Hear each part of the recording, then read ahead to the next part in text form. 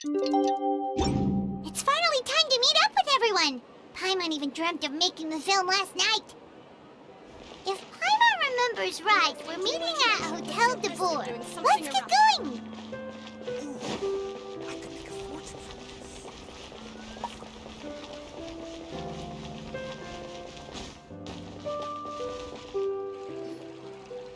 Ayaka! Yoimiya! You're already here! Good morning. Xavier said yesterday afternoon went well. Yeah, and how about you, Ayaka? What were you up to yesterday? After we split up, Ayato went to see Udex Nervillette at the Palais Mermonia. I was originally thinking of going with him, but he said he could manage it himself. He told me to go see the sights around Fontaine and to enjoy the local culture. So I rode the aquabus with Yoimiya and visited the Opera House on Aranias Island. Yeah, you wouldn't believe what we saw there! 2 mechanical puppets that were dancing together! You've already seen them, right? Yeah, those two! Amazing, aren't they? We sat and watched for quite a while. It was mesmerizing. Like we could keep watching them forever. Oh, it was the same for us the first time we saw them, too! Afterwards, we went swimming at the beach! Well, diving, to be exact. It was the first time I ever breathed underwater! I held Ayaka's hand and we counted down together. 3, 2, 1, and then splash! We were beneath the waves.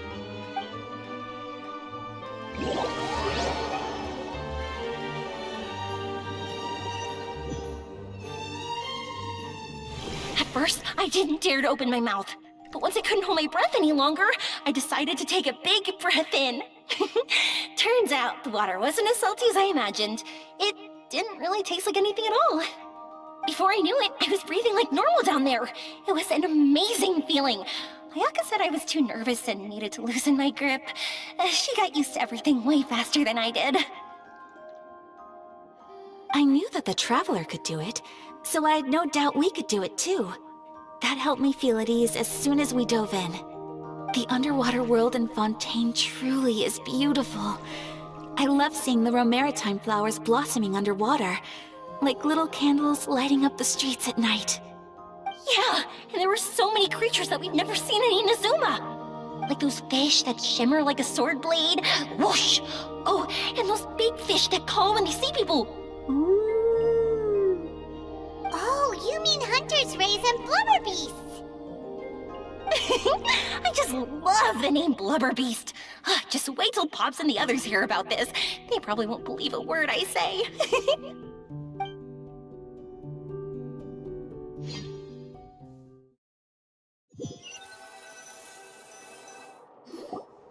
Yoimiya was down there for quite a while. It was dark before we finally rode the aquabus back to the city. I figured she'd want to sleep in today. Yeah, even I was worried I wouldn't be able to get up. I still felt like I was drifting in the waves when I went to sleep last night. But as soon as I woke up today, I remembered that we'd all be shooting a film together, and I was ready to go. Speaking of the film, where's everybody else? My brother and Xavier were speaking to the restaurant owner about using the place as a filming location. They should be here soon. As for the others, We're here. Please excuse my tardiness. I just finished the Special Patrol's 6-mile morning jog. Wait, 6 miles? I'm so tired. I heard you all chatting, so I decided to come down. I sure could use some of that endless energy everyone else has. Good morning, everyone. Morning. Can someone fetch me a cup of coffee? More milk, hold the sugar. Sure, I'd be happy to do that for you. No, you can't go anywhere. Please, have a seat over here so I can get started on your makeup. The last thing I want is coffee stains on my costumes. I can get the coffee. It's the perfect job for an assistant.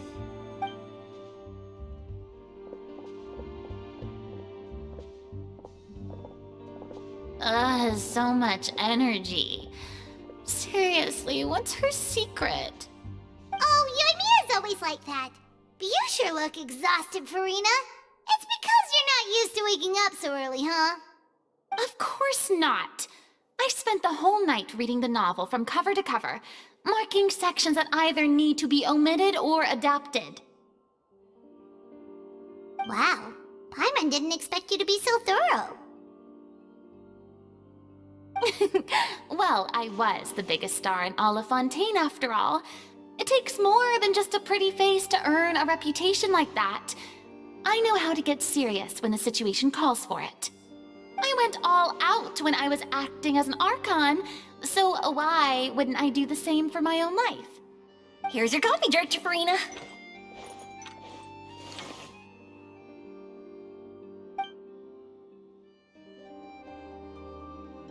Oh, thank you. The sound of being called director and the aroma of coffee feels almost as refreshing as hearing the birds chirping in the morning. Ah, it seems everyone has managed to arrive on time. We've reached an agreement with the restaurant owner. We are free to use the second floor to shoot our film. Really? That's great! He is really looking forward to our film, and hopes that providing his restaurant as a filming location will attract more customers. Well then, Mr. Xavier, I'll leave the rest to you. Okay, thanks. First, I'd like to introduce our new members. This is our prop manager, Veronique. She'll be in charge of all the film's props and items. And this is Bonneau, our lighting technician. He'll be in charge of lighting and illumination to set up each scene's atmosphere. Wow, sure feels like we have some real professionals joining the crew now. First of all, please allow me to first express my sincerest gratitude to everyone in the crew. When my investor informed me yesterday that he wouldn't be able to provide the funds, I really thought that this was the nail in the coffin for this film. I had no idea that I'd find so many people willing to help me on such short notice. Thank you. Thank you all from the bottom of my heart. No need to be so cordial, Mr. Xavier. We're all honored to be a part of this. Your works made a profound impression on me when I saw them back in Inazuma. I am sure that someday, this film will be remembered as a prime example of cultural exchange between Fontaine and Inazuma. Yes, the story is the reason I agreed to join. I can't bear to even imagine what this film would look like without the very best director. Anyway, I would like to make a promise to everyone that as the producer of this film, I'll do whatever I can to ensure that everything goes as smoothly as possible. This is not just my film. It also embodies the thoughts and feelings of every person here, as well as the endless effort we are about to pour into it. So, without further ado, the Two Musketeers will officially begin filming now! You may take it from here, Director Farina. All right, listen up, everyone.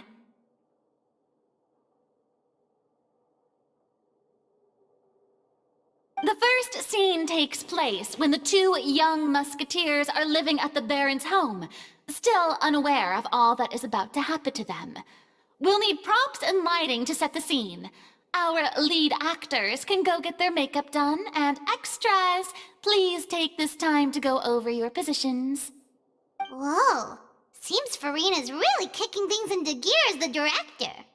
Is everyone clear? I don't want anyone traipsing around the set like umbrella finches. All right, cameras will start rolling as soon as the set is ready. Let's make a film that'll make some serious waves in Fontaine. Not the kind of waves that drown people. I mean, the good kind of waves. Seems like she's still a bit traumatized by that. Anyway, let's go see if there's anything we can do to help.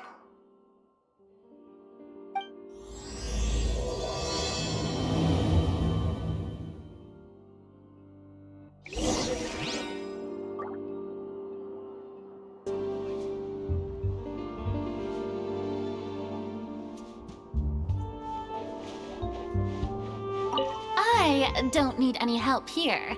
Why don't you try asking someone else?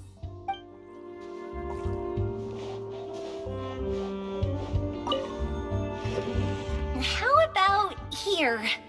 A little more to the left. You got it. Hey, Yoimiya, do you need a hand? No, I'm fine. You know, doing the lighting is kind of like designing a fireworks show. It's interesting to imagine what kind of atmosphere the lights will create. I heard that the Traveler will be operating the camera and Paimon will be the clapper loader, right? Those roles are just perfect for the two of you. Really? Is that because it'll be easy for Paimon to hold the clapperboard while flying? Well, sure, there's that, but that's not exactly what I meant. I just think that after all your journeys together, you two must have developed a super close bond and just naturally know how to work with each other. If I'm not mistaken, the director will want the cameras rolling as soon as the clapperboard goes clack. Oh, I see! It's amazing to see the magic behind filmmaking. Yoimiya, we need lights over there, too. Oh, on it! I've got to get back to work. Chat with you later. Oh, it's exciting to see so many people working together to bring the film to life.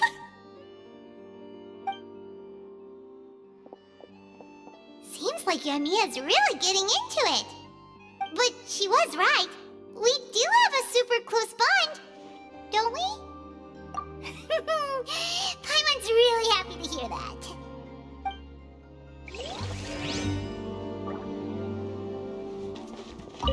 Ah, so this is what a musket looks like.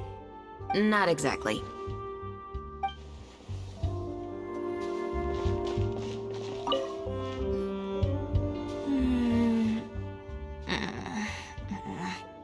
Ayaka has mentioned you to me before. She said that you two were great friends when you were kids. No talking. I'm thinking about how to do your eyeshadow. Ah, yes. To help me really look the part. To achieve a more young and naive look for this scene. Are you saying the wrinkles around my eyes are too deep? You just have too much of a calculating look in your eyes. You sure don't mince your words. It seems you really haven't changed much. Quiet.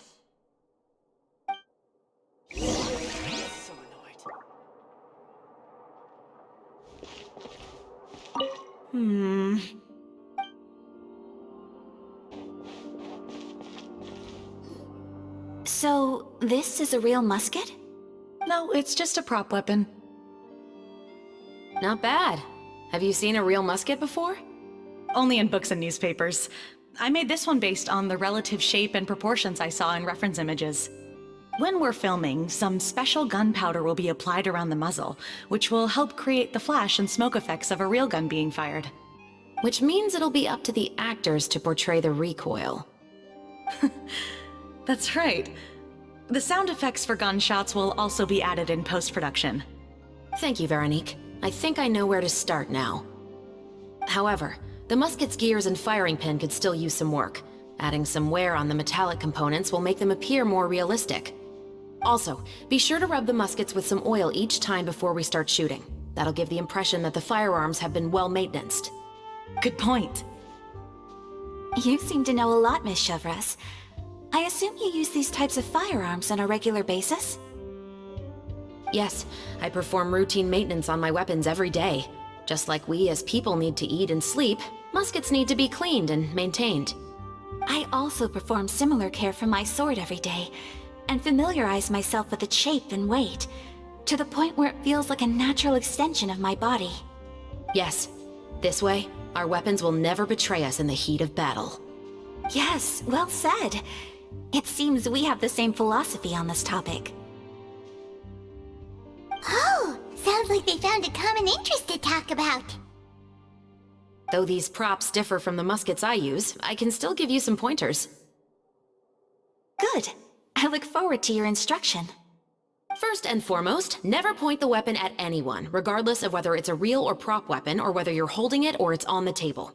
This holds for any time when you're not actively engaging an enemy.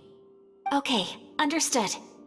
When aiming the musket, extend your arm so that it's level with your shoulder, and use your eye to look down the weapon's sights. Like this? Not bad. Now, try saying your lines. This is the end of the road for you. Good. Now turn your body a little. That way, you'll give your enemy less of a target to work with. And relax your shoulders. Here, allow me to demonstrate. This is the end of the road for you. Huh. Excuse me, Miss Chiori. Director Farina, there's something I wish to discuss with you. Oh? What is it? Like this? Yes, much better. What do you think? I do see your point. But are you sure you wish to do this? I believe it would be most fitting. Well, if you insist. All right, I understand. Miss Ayaka, Miss Chevres, could the two of you please come over here? Huh? What's going on? Are we gonna start filming now? Let's go see. What is it? I have a question for you, Miss Chevres. Would you be willing to play the role of a musketeer? What? To clarify, I would like to turn over my role to Miss Chevres. But brother... Don't worry, Ayaka. I actually view this as a good thing. I was becoming troubled trying to set aside some time to speak to the staff at the Palais Mermonia. I would like to have some conversations about the cultural exchange between our two countries, and I've heard that the bureaucratic process here can get rather complicated. Now, I will be able to focus on my work. Besides, you also know that I'm not really one for public performances. Are you really sure? From a director's point of view, I also felt like the relationship between the two musketeers in the original story could be improved. The older brother in the story plays the lead role with his overbearing character, but this causes his character to overshadow that of his sister, and the theme of the two supporting and relying on each other isn't conveyed very well. But if we were to change the siblings to two sisters of a similar age, then that aspect of the story might come through more clearly. Also, I've seen you instructing Ayaka. That cold and dignified personality is exactly what we need for the older musketeer. Of course, even with all these insights, the decision should still be made by Miss Chevres. Chevres mentioned that she really likes the story, right? Paimon bets that she'll take the role. All right, I'll take the role. Good. It's decided then. I'll get started on making edits to the script. We'll also need to make some immediate adjustments to the lighting, props, and costumes. I have a feeling that our adaptation will be even better than the original story. You're doing a great favor for me, Miss Chevres. You have my gratitude. Don't mention it. I like this character, so if anything, I should be the one thanking you. Well, since my brother is the one who brought up the idea, I suppose there's no need to worry. Let's go, Miss Chevres. I look forward to working with you. Please, just call me Chevres.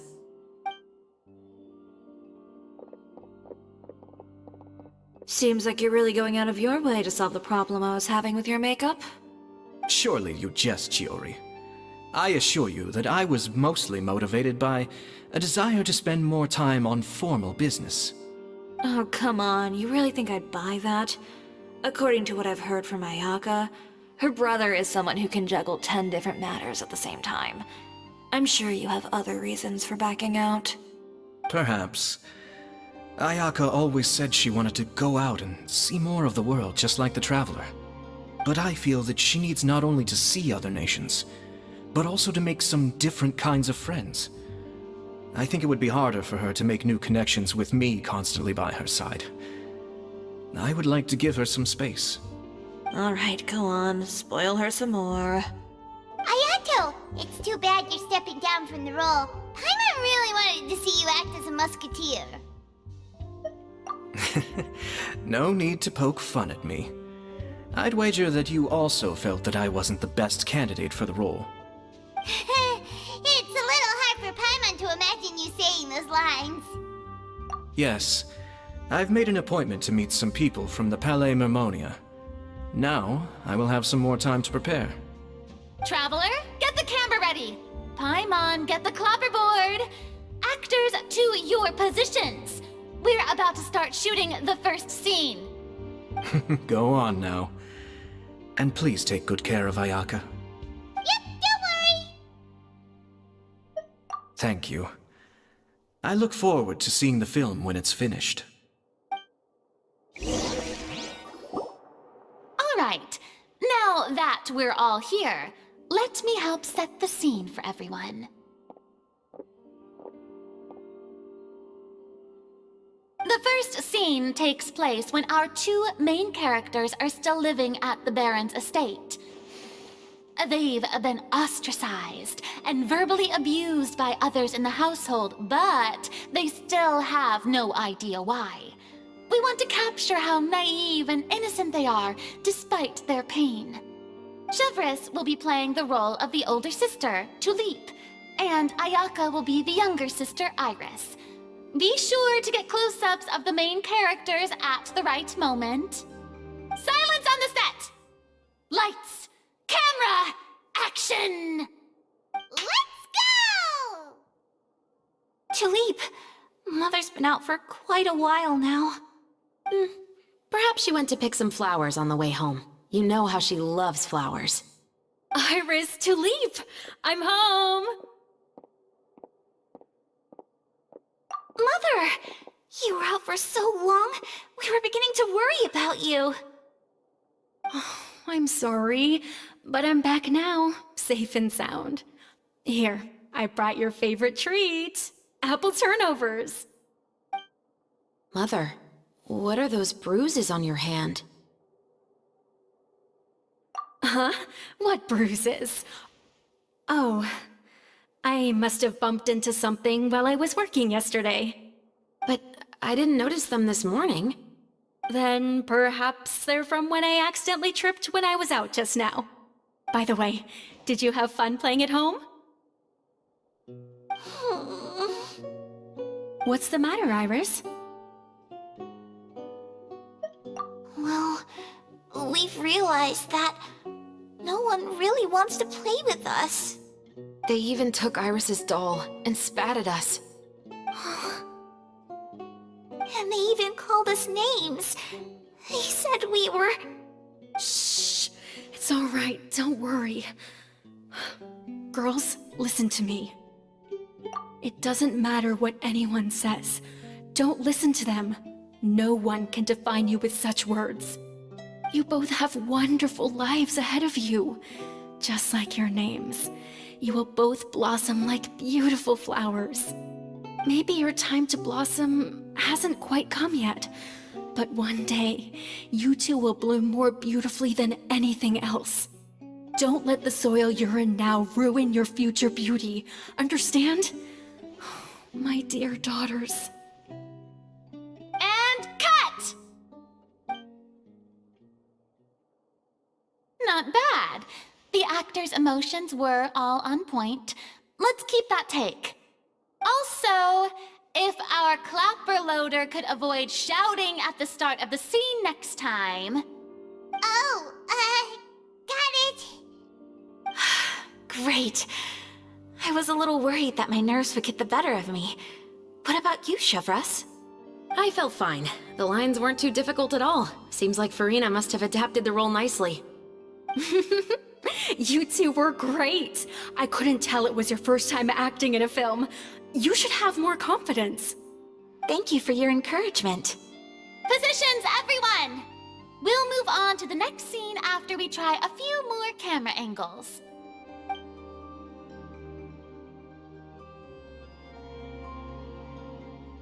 This scene is when our two characters return home, only to discover their mother has been murdered.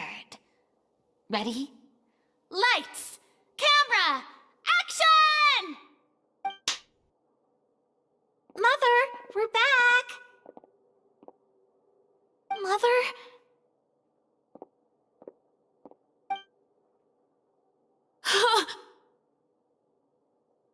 What's wrong, Tulip?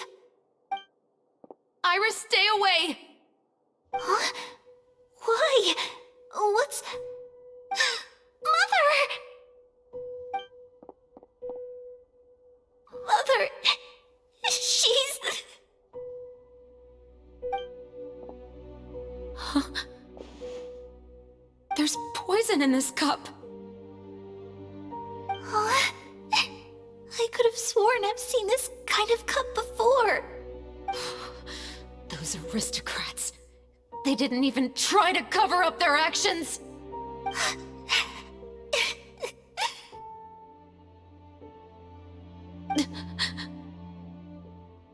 Iris, we need to leave this place.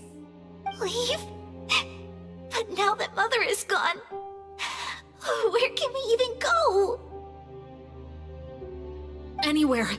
All I know is that we can't stay in this house. But are we just going to let them get away with this? We'll have our revenge, I promise you. Just not right now.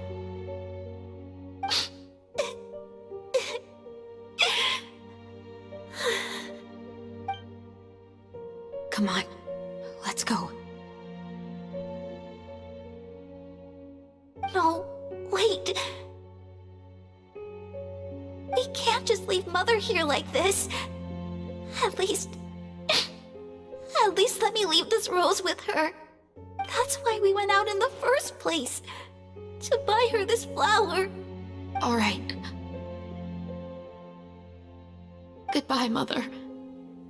We'll avenge you. Someday.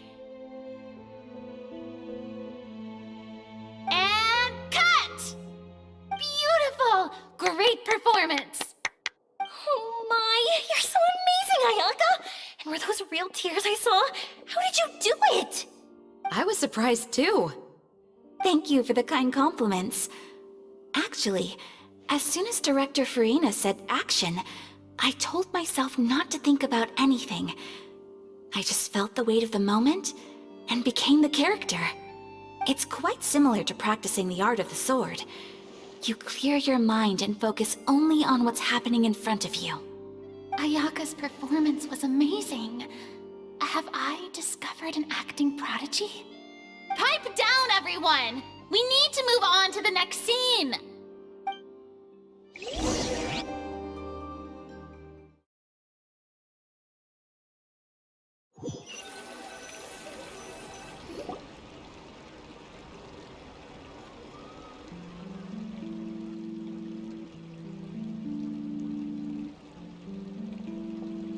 Huh? Are we done already? But Paimon wants to keep playing with the clapperboard. How do you feel, Traveler? Is your arm sore from holding the camera all day? Good work, you two. You too, Shivers. You were quite the actress today. I've read this novel many times before. I have a good grasp of my character's mindset. Anyway, do you remember my request from yesterday? Oh, right! We were having so much fun that Paimon nearly forgot! You have a case where the murders seem really similar to the cases in the novel, right? So, how are they similar exactly? In the story, the main characters grow up to become two musketeers, always using their guns to carry out their revenge. And on each of the victims, they place a rainbow rose as a signal that they've returned. Yes, that's correct. We found rainbow roses just like in the novel. Seems like you're connecting the dots now. Oh, that does sound pretty concerning. Especially after seeing the script today.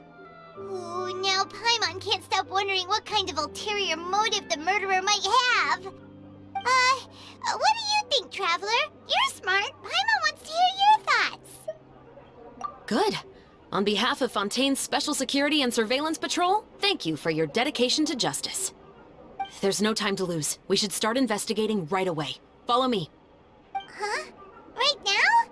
But we just got done filming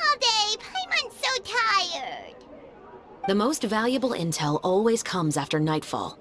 They are like small, remote islands in the middle of the sea. If you don't stay vigilant, you will pass right by them in the fog. That's how one of my favorite books always puts it, at least. So, where are we going right now? Let's start by checking out some workshops that sell mechanical components. If the culprit is making their own weapons, it's very likely that they'll visit those sort of places.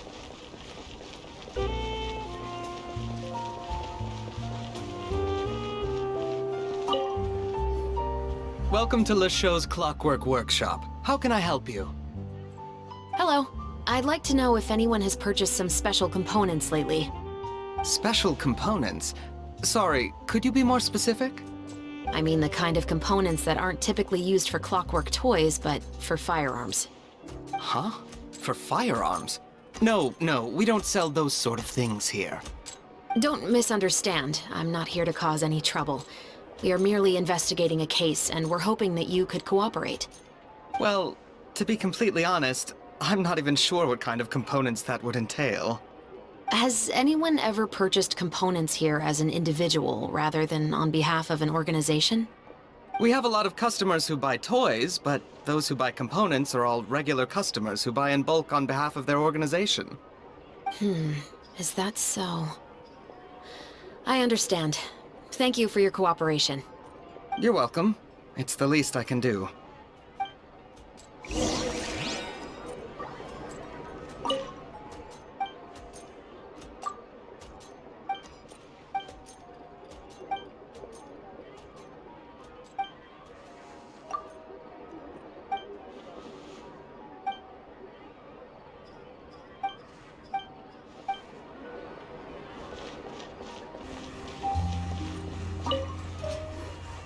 Oh, hey, Chevres. Run out of oil for your musket again? Hello, Estelle.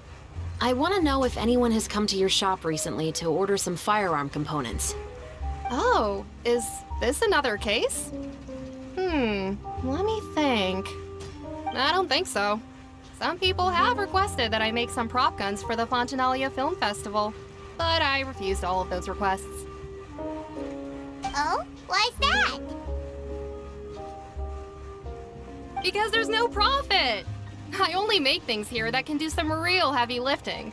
I don't have the energy to make some new molds just for the festival. Then has anybody come specifically looking for mechanical components? Well, I usually sell off my scrap to the Fleuve Cendre. I don't typically give them to one specific person. I understand. Thanks for your cooperation. Don't mention it. Always happy to have the Musketeers' patronage.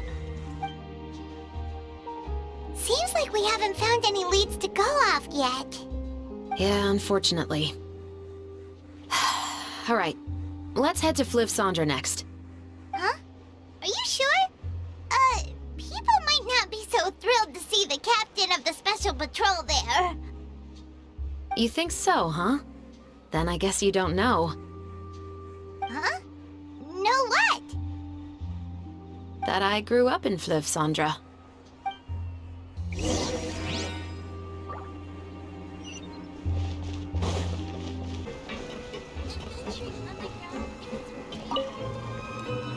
Hello, I'd like to ask some questions.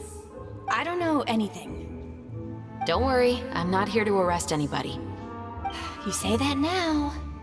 It's the truth. Here, take this as my guarantee. Wait, did Paimon just see what she thinks she saw? Is the captain of the special patrol bribing a citizen? Seems you're different from the other guards. What do you want to know? Have you heard anything related to muskets in Fleuve Cendre lately? Anything at all? Muskets, huh? All I know is that about 2 weeks ago, we started hearing some loud noises at night. So loud that it's been waking me up. Were they gunshots? Possibly. It's hard to tell around here. Someone's house collapsing, a pipe exploding somewhere, it's all the same. But the noises I'm talking about definitely happened after I fell asleep. Do you know where the noises were coming from? I don't remember clearly. Is it that you don't remember, or that you need to think about it some more? You tell me. Then please, think about it some more. She's giving her even more Mora! The noises came from the end of the southern waterway. I came out and had a look for myself and I wasn't sleeping well, but I didn't dare get too close.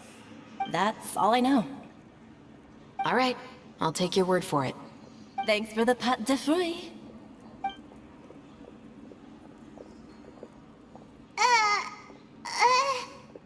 No need to be surprised. I grew up here, remember? I know how to get people around here to talk. My apologies, I'm all out of sweets. Though I do have some other tempting snacks in my custody. Fries, fried chicken, and even onion rings. But taking care of junk food is my responsibility. You're better off sticking to your normal, nutritious diet. Now then, let's keep going.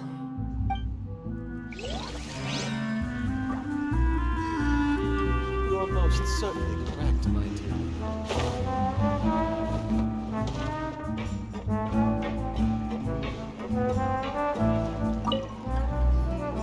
It's been a while, Tetro. Please, just get on with your request. I want to know if you've heard anybody talking about muskets lately. Information isn't free, you know. I've heard that bandits have been extremely active in the countryside recently, and they've been affecting the delivery of goods to Poisson. I can allocate some more manpower to help out with that problem. What do you say? You're still as helpful as ever. One of our men got drunk at dinner about a month ago and lost his gun. 3 days later, it turned up in the corner here. What's weird about that? He just forgot where he put it, right? This is Fleuve Cendre, my friend. Anything of value left in the tavern won't ever make it to the next day. But that gun turned out to be an exception. It didn't get any new wear and tear on it, and didn't even appear to have been fired. We were quite mystified as to what could have happened. I suspect it came back because the weapon was already known to the guards. You mean, a criminal was afraid the Marechaussee Phantom would use the shot marks to track them down? Maybe. But if that's the case, the culprit really took great care to avoid getting caught. I didn't say anything about a criminal. In Fleuve Cendre, knowing who was killed is as easy as knowing what clothes you're wearing today. It's the guy living in the east side, isn't it? I've never liked him. Every time he's here, he just orders a drink and sits there with a nasty look in his eyes. So, who was the one who lost the gun in the first place? Don't bother.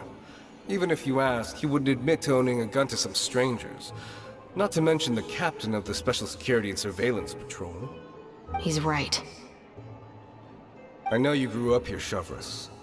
Even though you're on good terms with the Spina, you've still been gone too long. Not many people know you here now, and a lot of people don't like the Special Patrol. I know.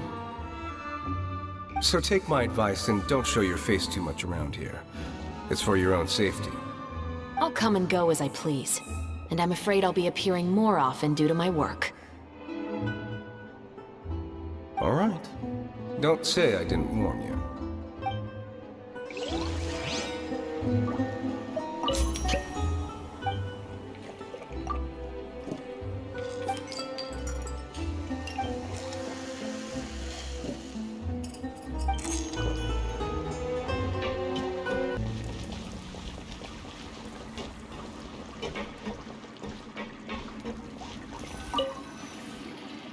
What's all this?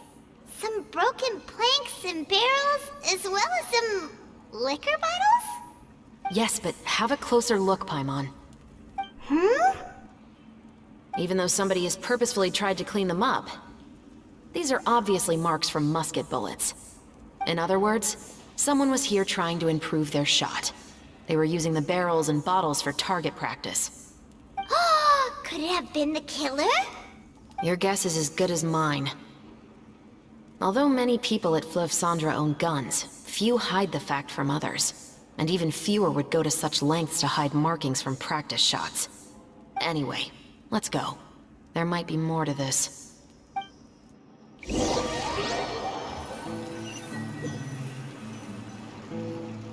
Seems like that's all we'll be able to uncover for today. Paimon feels like we managed to learn a lot more here than up on the surface.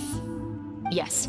Assuming that everything we found is indeed connected to our suspect, then their timeline was probably something like this. A month ago, our suspect found a gun and took it home to disassemble it.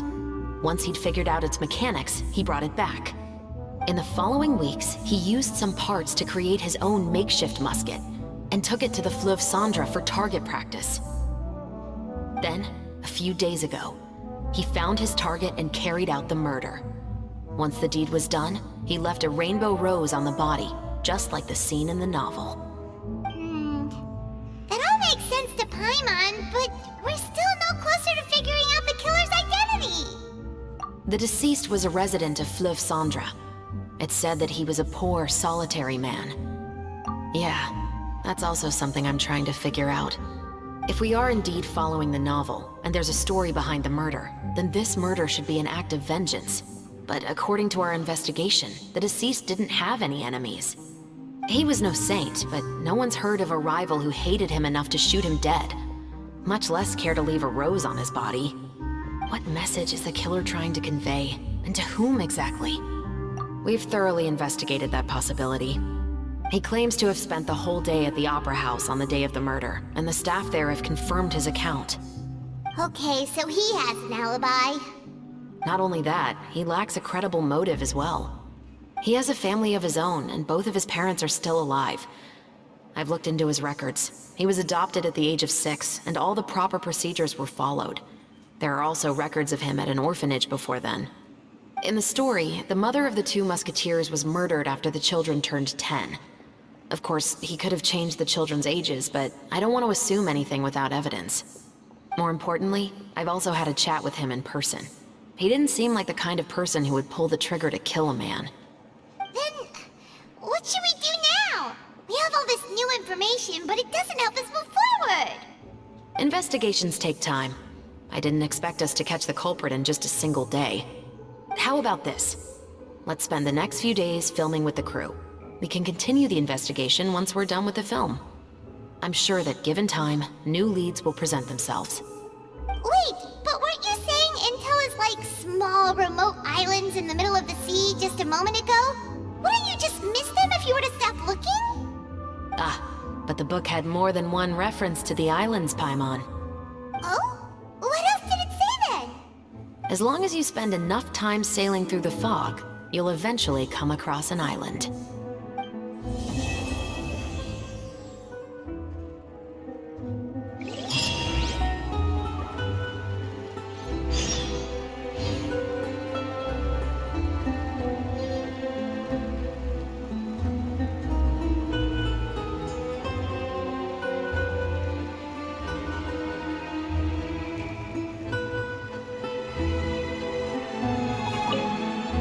What?